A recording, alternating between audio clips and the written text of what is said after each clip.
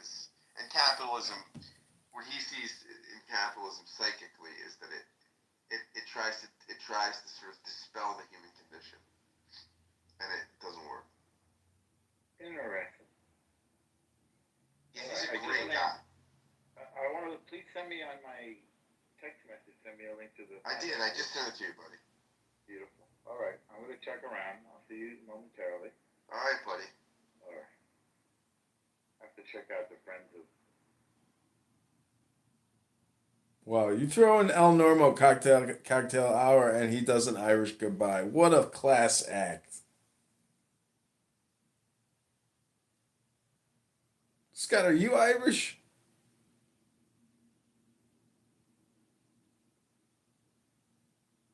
I'll tell you this: I'm hung like an Irishman.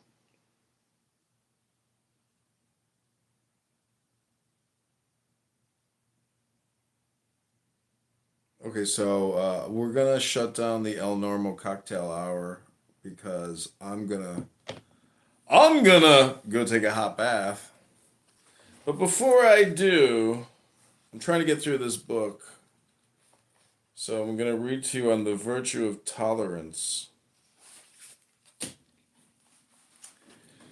This is Aleister Crowley's Book of Wisdom and Folly. It says, "Understand then heartily, O my son, that in the light of this my wisdom all things are one.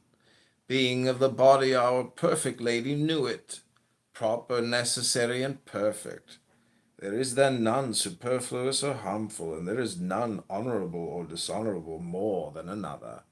Lo, in thine own body, the vile intestine is of more worth to thee than the noble hand or the proud eye, for thou canst lose these and live, but not that.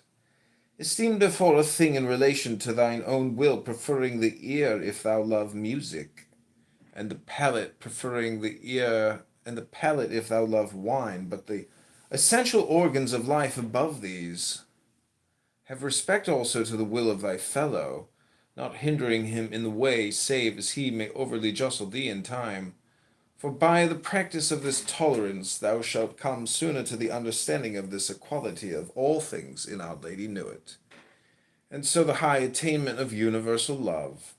Yet in thy partial and particular action, as thou art a creature of illusion, do thou maintain the right relation of one thing to another, fighting if thou be a soldier, or building if thou be a mason.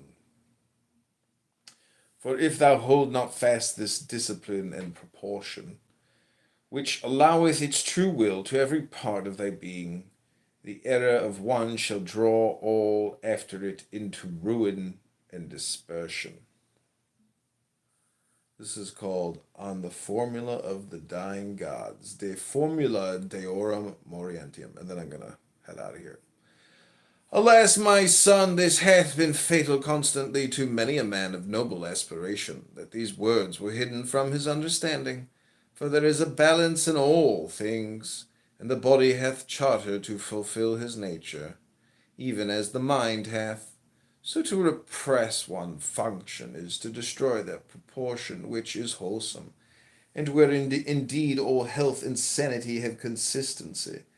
Verily, it is the art of life to develop each organ of body and mind, or as I may say, each weapon of the will to its perfection, neither distorting any use nor suffering the will of one part to tyrannize over that of another.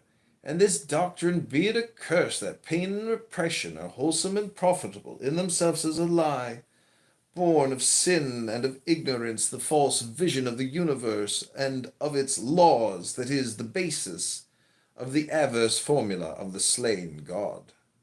It is true that on occasion one limb must be sacrificed to save the whole body, as when one cutteth away an hand that is bitten by a viper, or as when a man giveth his life to save his city. But this is a right and natural subordination of the superficial and particular to the fundamental and general will, and moreover it is a case extraordinary, relating to accident or extremity, not in any wise a rule of life, or a virtue in its absolute nature."